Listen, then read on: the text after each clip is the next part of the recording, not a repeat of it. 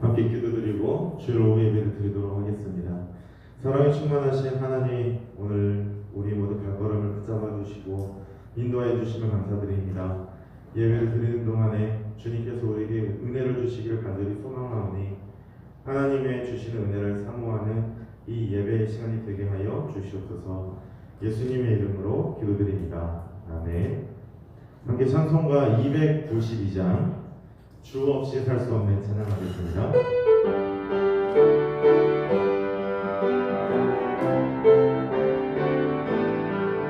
주 없이 살 수 없네 죄인의 구주여, 그 귀한 몸의 피로 날 구속하소서. 구주의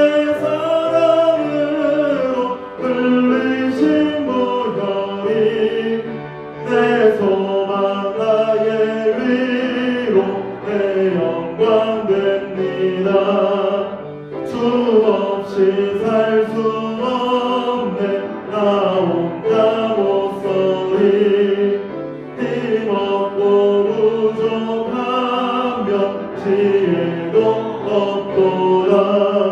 내 주는 나의 생명 또 나의 힘이라 주님을 의지하여 지혜를 얻으리. 주 없이 살 수 없네 내 주는 하신다. 내 영의 깊은 강구 마음의 소원을 주밖에 나의 마음 뛰어러 주리요. 내 마음을 위로하사 영원케 하시네. 주 없이 살 수 없네 세월이 흐르고 이 깊은 고독 속에 내 생명 끝나도 사나운 풍랑일 때 날 지켜주시니 내 곁에 계신 주님 늘 힘이 됩니다. 아멘. 함께 찬송가 364장 찬양합니다. 내 기도하는 그 시간 함께 찬양합니다.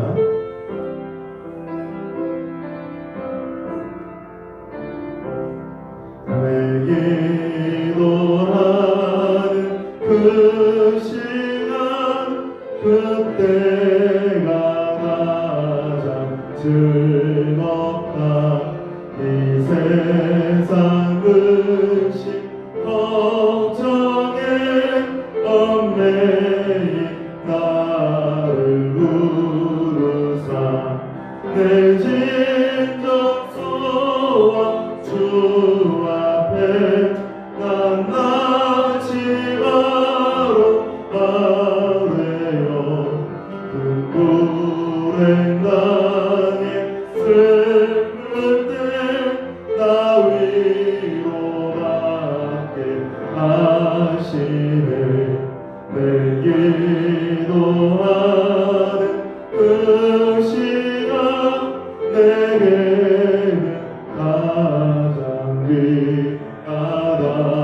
저 광야 같은 세상을 끝없이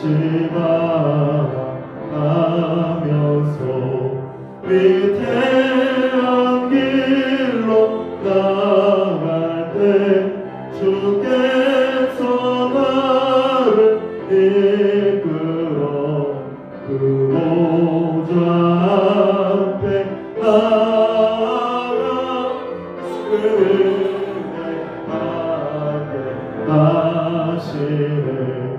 내 기도하는 그 시간 그때가 가장 즐겁다. 이때 꺾인 근죄로 내 마음 심히 아파도 참마음으로 뉘우쳐 다 숨김없이 아뢰며 주 나를 위해 복 주사 새 은혜 부어주시네. 내 기도하는 그 시간 그때가 가장 즐겁다. 주 세상에서 일찍이 저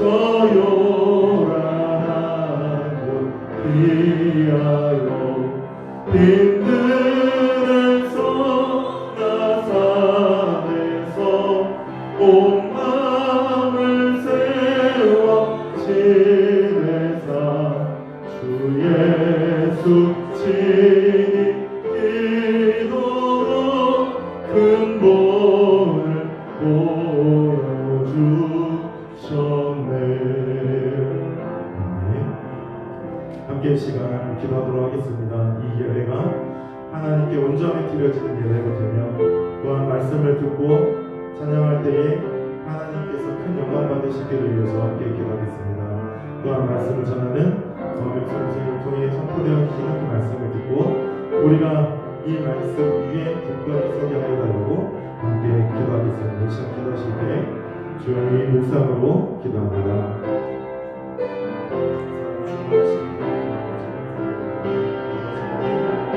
붙잡아주시고 도와주시며 주님의 크신 은혜 가운데 우리가 수 있도록 아버지를 붙잡아주시옵소서. 아버지님께서 우리를 주시고 주의 백성들을 나눠 주시고 하나님을 붙잡아주시도록 우리 이제 함께하여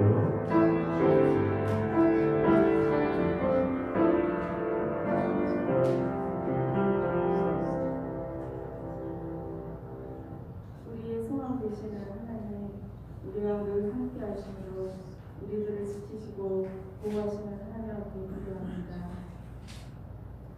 환난 때에 나를 사절하신 하나님을 의지하며 하나님 앞에 가까이 나아가오니 이 어려운 상태를 하나님께서 긍휼히 여기시고 하나님의 새로운 방법으로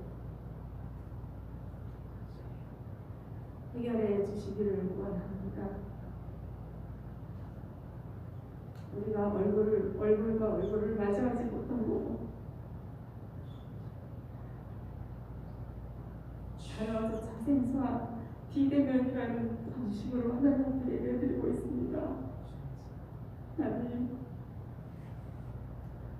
하나님께서 저희들을 보시고 이 문제가 해결되어지기를 간절히 바라고 원합니다. 세상을 바라볼 때 언제나 두렵고 염려합니다. 저 세상에 보지 아니하고 오직 하나님 계신 그곳을 바라보며 우리가 가까이 나아오니 하나님 우리들의 구원을 이루게 하시고 언제나 우리들의 마음속에 기쁨과 소망이 넘치게 하여 주시옵소서. 말씀을 전하신 목사님과 함께 하시고 이 자리를 성공하거나 옆에 나오지 못하는 많은 주의 백성들을 하나님께서 기억하시고 그들에게도 하나님의 크신 은혜가 임하게 하여 주시옵소서. 이 시간 듣는 저희들에게도 하나님께서 은혜 주시고 말씀을 통하여 우리가 힘을 얻고 또 세상에 들어가 우리가 빛된 자녀로서의 역할을 감당하며 주님의 우리에게 맡기신 뜻을 이루어 나갈 수 있는 저희들이 될 수 있도록 은혜 주시기를 원하오며 예수님의 이름으로 기도드립니다. 아멘.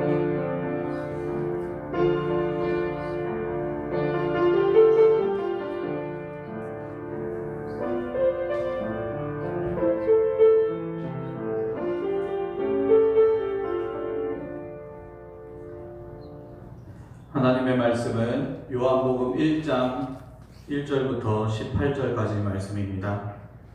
신약성경 142페이지에 요한복음 1장 1절부터 18절까지의 말씀입니다. 찾으시는 동안 교회 소식 전해드리겠습니다. 9월 기도의 11조가 내일부터 3일간 새벽 5시 30분에 유튜브 비대면으로 진행합니다.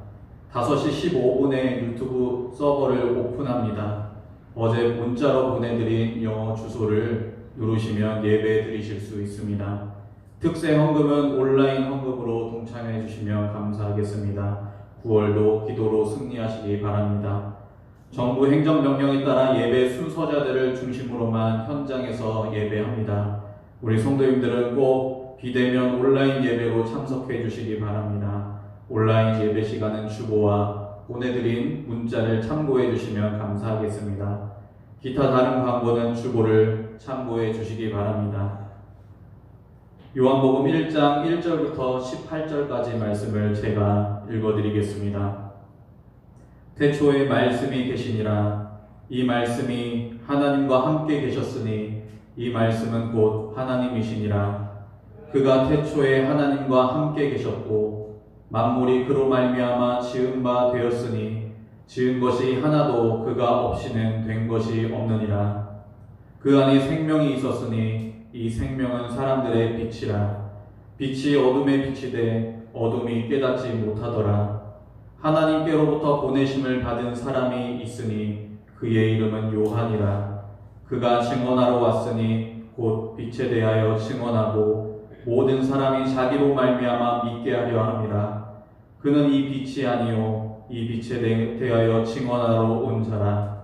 참빛 곧 세상에 와서 각 사람에게 비추는 빛이 있었나니 그가 세상에 계셨으며 세상은 그로 말미암아 지은 바 되었으되 세상이 그를 알지 못하였고 자기 땅에 오매 자기 백성이 영접하지 아니하였으나 영접하는 자 곧 그 이름을 믿는 자들에게는 하나님의 자녀가 되는 권세를 주셨으니 이는 혈통으로나 육정으로나 사람의 뜻으로 나지 아니하고 오직 하나님께로부터 난 자들이니라. 말씀이 육신이 되어 우리 가운데 거하심에 우리가 그의 영광을 보니 아버지의 독생자의 영광이요 은혜와 진리가 충만하더라. 요한이 그에 대하여 증언하여 외쳐 이르되 내가 전에 말하기를 내 뒤에 오시는 이가 나보다 앞선 것은 나보다 먼저 계심이라 한 것이 이 사람을 가리킴이라 하니라. 우리가 다 그의 충만한 데서 받으니 은혜 위에 은혜로라. 율법은 모세로 말미암아 주어진 것이요 은혜와 진리는 예수 그리스도로 말미암아 온 것이라. 본래 하나님을 본 사람이 없으되 아버지 품속에 있는 독생하신 하나님이 나타내셨느니라. 아멘. 사람이 생각을 전달하기 위해서는 들어가는 말, 서론이 참 중요합니다.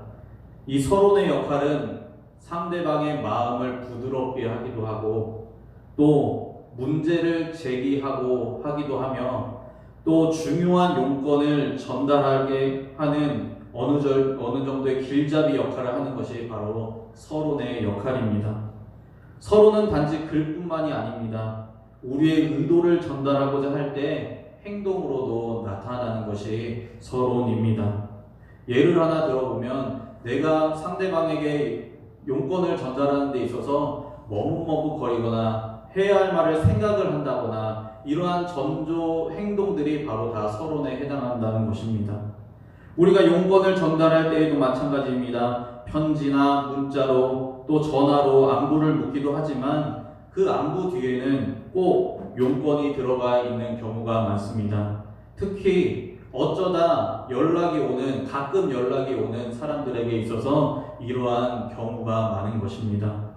이처럼 서론의 역할은 참 중요합니다. 서론은 용건을 해결하기 위해 먼저 마음을 부드럽게 해주는 가벼운 안부의 성격을 띠고 있는 경우도 있으며 또 어떤 때로는 본론을 더 논리적으로 만들어주는 주제의 역할을 하기도 합니다. 요한복음이 쓰여질 당시에 헬라 지역의 말하기 방식에서는 서론은 가장 첫 부분에 와야 하고 이 서론은 주제를 담고 있어야 한다라는 그러한 방식이 팽배했습니다. 그런 영향을 받아서 오늘 본문은 요한복음의 서론, 주제를 말씀해주고 있는 것입니다. 요한복음 1장 1절에 보시면 태초에 말씀이 계시니라 라고 말하고 있습니다. 사도 요한은 창세기 1장 1절에 태초에 하나님이 천지를 창조하시니라 라고 선포하고 있는 것과 같이 오늘 본문에서도 태초에 말씀이 계시니라 라고 선포하고 있습니다. 태초는 처음이라는 시간을 규정하는 단어입니다. 창세기 1장 1절에 태초에 하나님이 계셨다라는 것은 태초라는 시간 이전부터 하나님이 이미 계셨음을 암시하고 있는 말입니다. 그런데 오늘 본문에서 역시 태초라는 시간 이전에 말씀이 이미 계셨음을 암시하고 있는 발언을 사도 요한이 하고 있습니다. 이 말씀은 헬라어로 로고스라는 단어입니다. 이 로고스는 지혜와 말씀과 지식들을 총망라하는 단어입니다.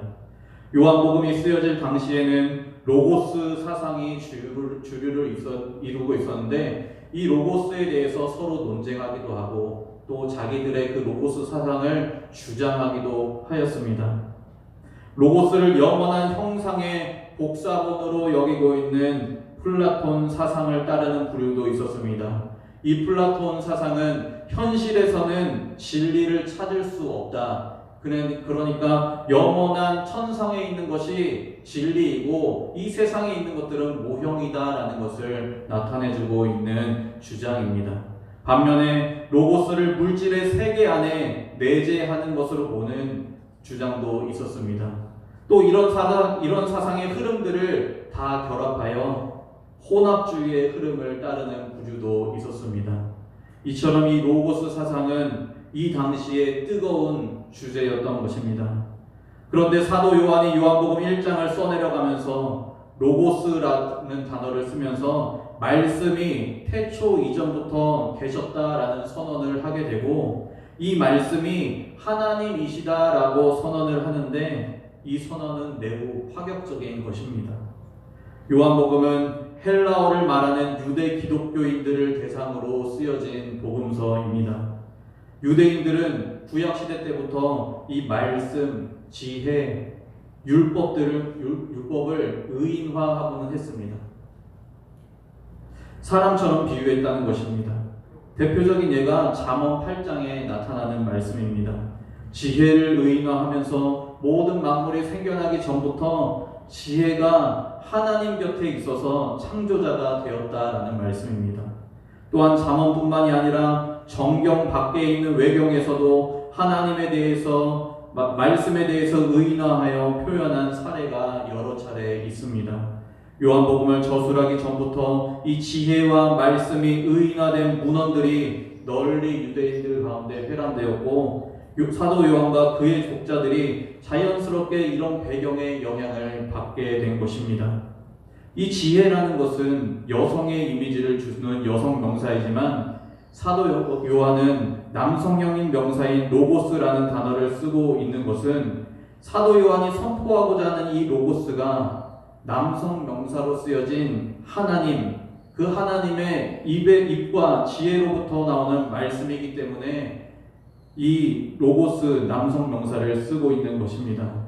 유대인들이 의인하고 생각했던 이 말씀이 하나님이시고 이 하나님이 세상에 왔다고 소개하는 것 자체가 파격적인 선언인 것입니다.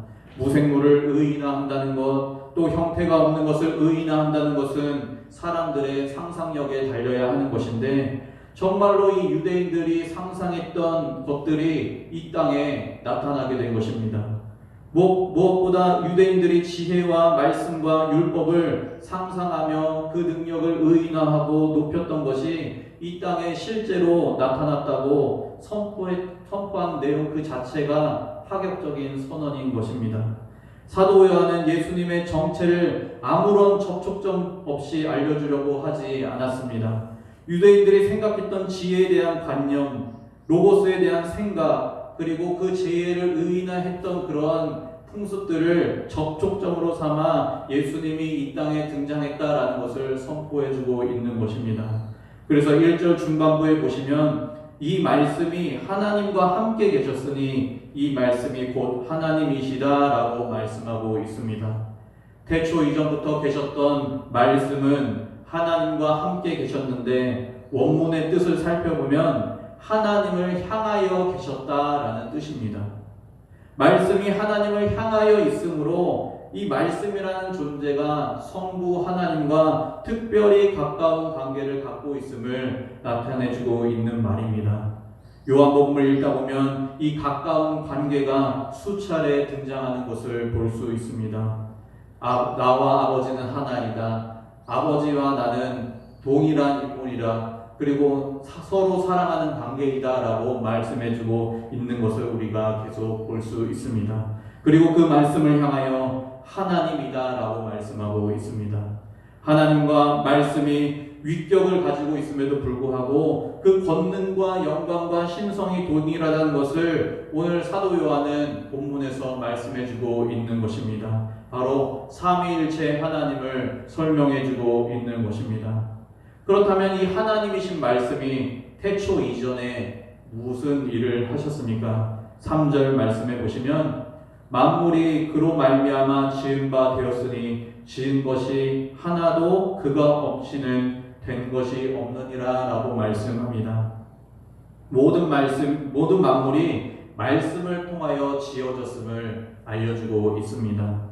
이것은 창세기 1장에서 하나님의 말씀의 사역을 나타내주고 있는 것입니다. 창세기 1장을 우리가 읽어보시면 하나님이 이르시되 라는 대목이 10번 이상 등장합니다. 그리고 말씀하신 대로 그대로 되니라 라는 말도 그에 상응하게 많이 등장하고 있습니다. 하나님께서 말씀하셨더니 말씀하신 대로 그대로 이루어진 것입니다. 있으라 라고 하면 있게 되고 번성하라 라고 하면 번성하게 되고 나뉘어지라 라고 하면 나뉘어지고 드러나라 라고 말하면 드러나게 되는 말씀하신 대로 이루어지는 창조인 것입니다. 하나님이신 말씀은 태초 이전에 이런 창조의 사역을 하셨던 것입니다. 그리고 4절의 말씀과 같이 말씀은 창조된 모든 만물에게 생명을 불어넣는 생명의 근원이 되십니다. 그리고 그 생명은 사람들의 빛이다 라고 소개하고 있습니다. 이 사람들의 빛은 온 인류를 위한 빛이고 세상을 위한 빛입니다. 성경에서는 세상을 어둠의 영역이라고 표현합니다. 사탄의 영역을 어둠이라고 묘사합니다. 이 어두운 세상을 비추는 빛이 바로 말씀, 로고스라고 소개하고 있는 것입니다. 그러나 안타까운 것이 무엇입니까? 그 안타까운 것은 5절의 말씀입니다. 5절의 말씀을 보시면 빛이 어둠에 비치되 어둠이 깨닫지 못하더라 라고 말씀하고 있습니다. 빛 대신 하나님께서 이 어두운 세상을 계속해서 비치고 있지만 어두운 세상이 깨닫지 못한 것입니다. 오늘 본문의 문맥을 고려해 보면 6절부터 8절에 세례 요한이 등장하는 것으로 보아 구약시대 때부터 하나님께서 이 세상을 향하여 말씀의 빛을 계속 비추고 계셨고 또 선지자들 통해서도 계속 말씀하셨지만 세상은 이 빛에 대해서 깨닫지 못한 것입니다. 그래서 6절에 보시면 이사야서와 말라기서에서 예언된 세례 요한이 등장하고 있는 것입니다. 세례 요한의 등장은 요한복음에만 등장하는 것이 아니라 모든 복음서에 나타나고 있으며 구약 성경의 예언의 성취로 나타난 인물인 것입니다. 6절 말씀해 보시면 하나님께로부터 보내심을 받은 사람이 있으니 그의 이름은 요한이라 라고 말하고 있습니다. 세례 요한은 주님의 길을 예비하기 위하여 하나님께 보냄을 받은 사람입니다. 사도 요한은 오늘 본문에서 빛에 대해서 증언한다 라고 말하고 있습니다. 빛이 무엇을 의미하는지를 어두운 세상이 깨닫지 못하게 되니까 세례 요한이 하나님께 보냄을 받아 이 세상에 오게 된 것입니다. 그래서 7절 말씀처럼 세례 요한은 세상이 빛에 대한 정체를 알 수 있게끔 또 믿을 수 있게끔 이 빛에 대해서 증언하러 온 것입니다. 이 빛은 9절 말씀에 모든 사람들에게 임하여서 한 사람 한 사람 각자를 비추는 진리의 빛이십니다.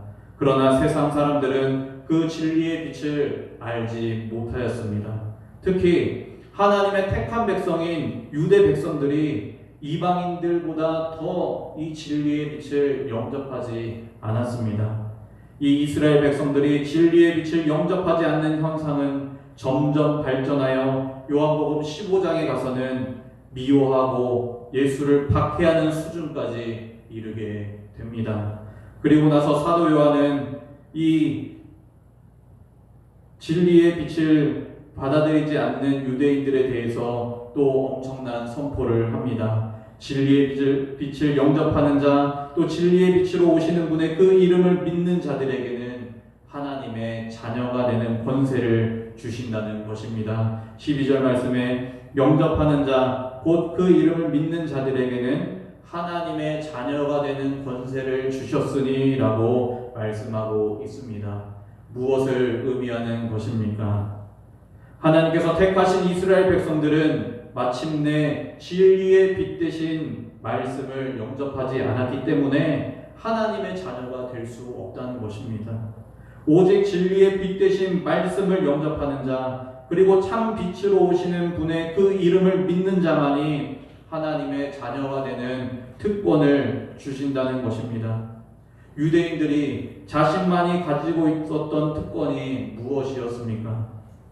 유대인들이 가졌던 특권은 바로 구약시대 때부터 자신이 하나님께 선택받은 민족이다. 우리는 아브라함의 자손이기 때문에 당연히 우리는 구원받을 것이다. 우리의 몸에 할례의 표가 있으니 우리는 하나님의 언약 백성이다 라는 선민 사상에서 오는 자존심이 있었던 것입니다. 그러나 세례 요한이 주님의 길을 예비하는 사역을 감당하면서 마태복음에서 뭐라고 경고하고 있습니까? 속으로 아브라함이 우리 조상이라고 생각하지 말라. 하나님이 능히 이 돌들로도 아브라함의 자손이 되게 하시리라 라고 경고하고 있는 것입니다. 사도 요한도 오늘 본문에서 선포하고 있습니다. 13절 말씀해 보시면 이는 혈통으로나 육정으로나 사람의 뜻으로 나지 아니하고 오직 하나님께로부터 난 자들이라 라고 말씀하고 있습니다. 누가 그렇습니까? 바로 말씀을 영접하고 하나님의 자녀가 된 자들이 하나님께로부터 난 자들이라는 것입니다. 오직 진리의 빛 대신 말씀을 영접하는 자만이 하나님의 자녀가 된다는 것입니다. 오직 믿음으로 구원을 받는다는 것입니다. 하나님의 구원은 하나님의 언약 백성의 표인 할례를 몸에 새기고 전통을 따르는 민족들에게 대물림되어 내려지는 구원이 아니라는 것입니다. 오직 각 사람이 믿음으로 구원을 받게 된다라고 선포하고 있습니다. 아브라함이 의롭게 되는 것도 할례를 받은 것이 아니라 믿음이 먼저였다라고 성경은 증언해주고 있습니다. 그래서 사도 요한은 진리의 빛 대신 말씀을 영접하는 자가 하나님의 자녀가 된다라고 말했는데, 진리의 빛 대신 말씀, 태초 이전부터 계셨던 하나님 되시는 말씀의 정체를 14절 이하에서 밝히고 있습니다. 14절 말씀해 보시면 말씀이 육신이 되어 우리 가운데 거하심에 우리가 그의 영광을 보니 아버지의 독생자의 영광이요 은혜와 진리가 충만하더라 라고 말하고 있습니다. 태초 이전부터 계셨던 말씀이신 하나님이 육신이 되셔서 우리 가운데 오셨다라는 것입니다.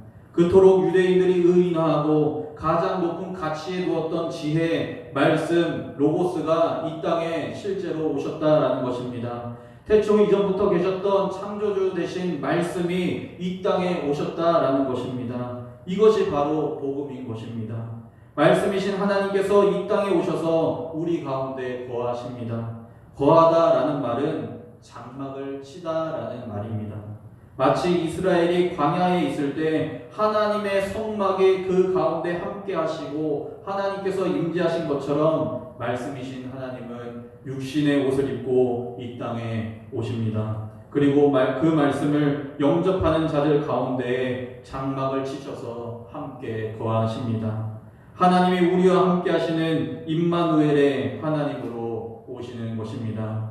하나님께서 임재하실 때 영광이 임합니다. 출애굽기에서 성막을 세우고 성막을 하나님께 봉헌할 때 하나님의 임재의 구름이 빼곡하게 가득 찼습니다. 하나님의 영광이 충만하게 찼습니다. 이와 마찬가지입니다. 말씀이 육신이 되어서 우리 가운데 임하시는 임재의 영광을 믿음의 눈으로 바라보는 자들에게 무엇이 보이게 되는 것입니까? 바로 영광 그 자체이신 독생자 예수 그리스도가 보이는 것입니다. 그 예수 그리스도는 은혜 그 자체이시고 진리 그 자체이신 분이십니다.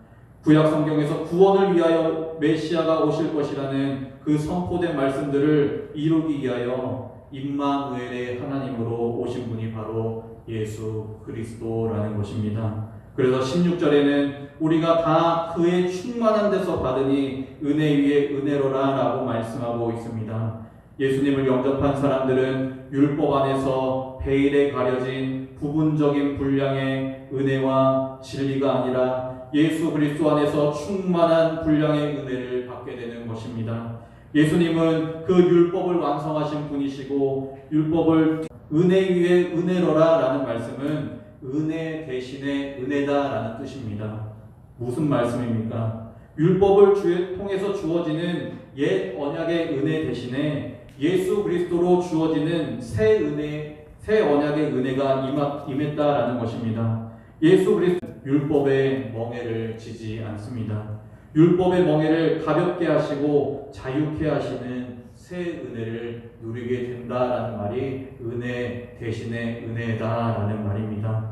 그런 의미에서 17절에 모세와 대조하는 말씀을 하고 있습니다. 율법은 모세로 말미암아 주어진 것이요 은혜와 진리는 예수 그리스도로 말미암아 온 것이라 라고 말씀합니다. 사도 요한은 율법을 반대하지는 않습니다. 율법 안에서도 은혜와 진리를 어느 정도는 발견할 수 있습니다.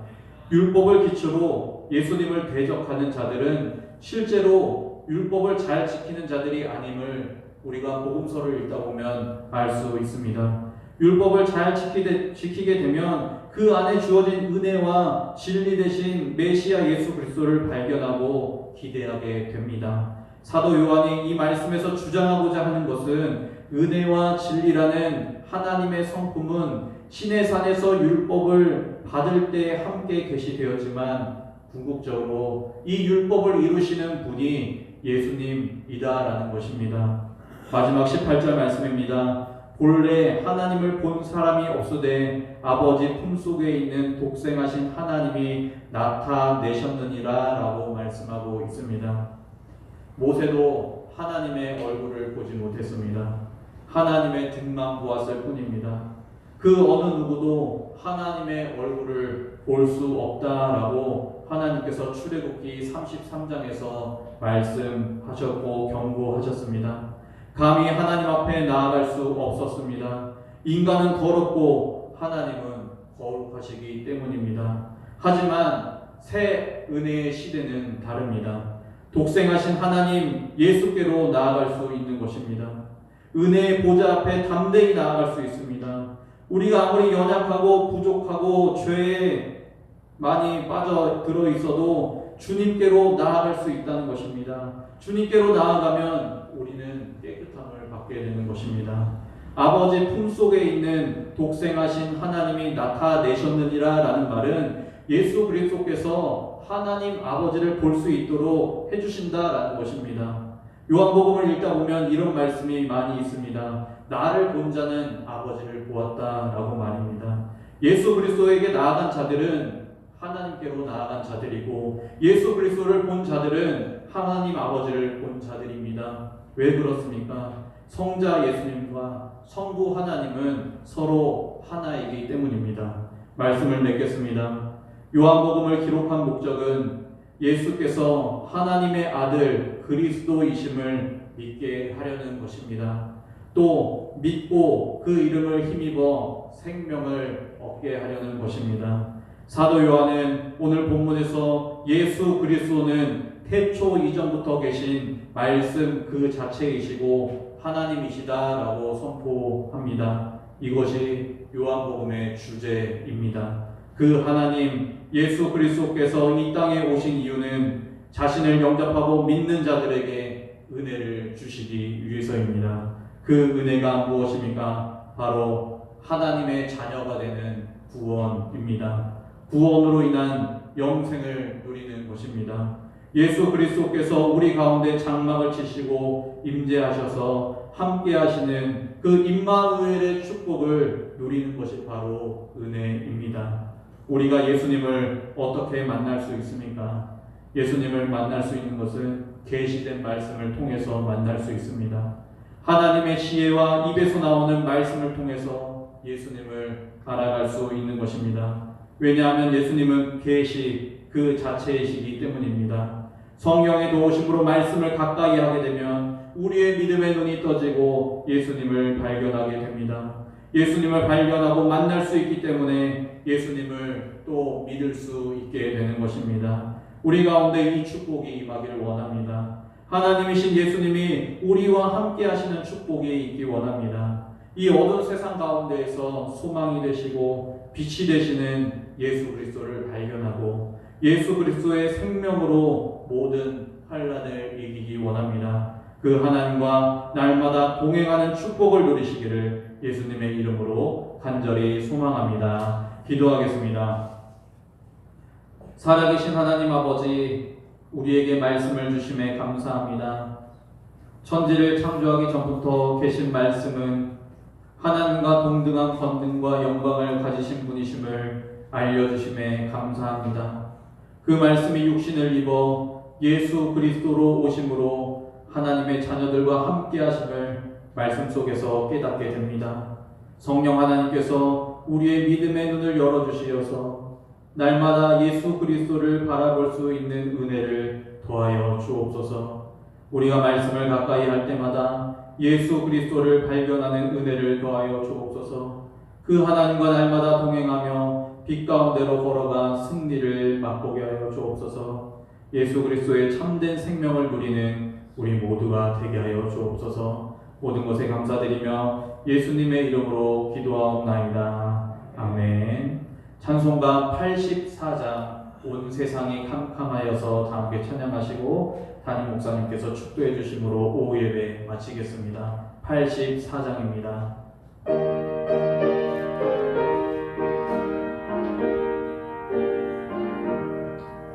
온 세상이 캄캄하여서 참 빛이 없었더니 그 빛나는 영광 나타나 온 세상 빛이었네. 영광 영광의 주, 영광 영광의 주, 밝은 그 빛 내게 비추었네. 영광 영광의 주, 영광 영광의 주, 이 세상에 빛은 오직 주 예수님.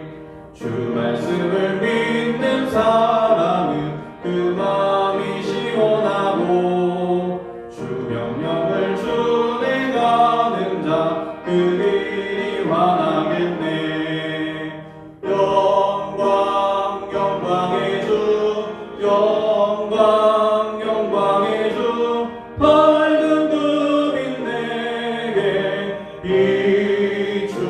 비추었네.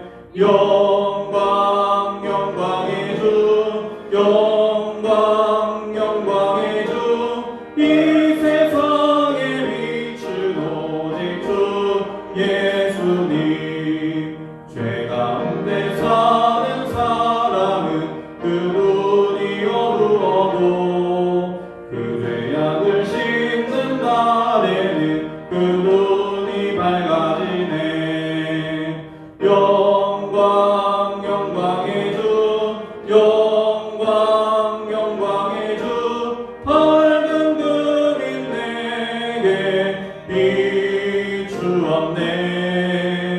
영광 영광의 주, 영광 영광의 주, 이 세상에 빛은 오직 주 예수님.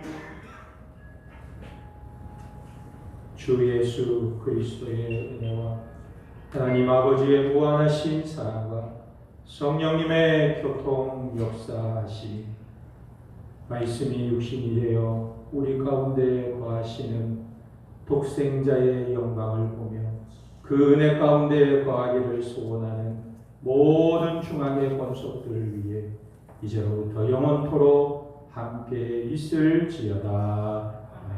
아멘.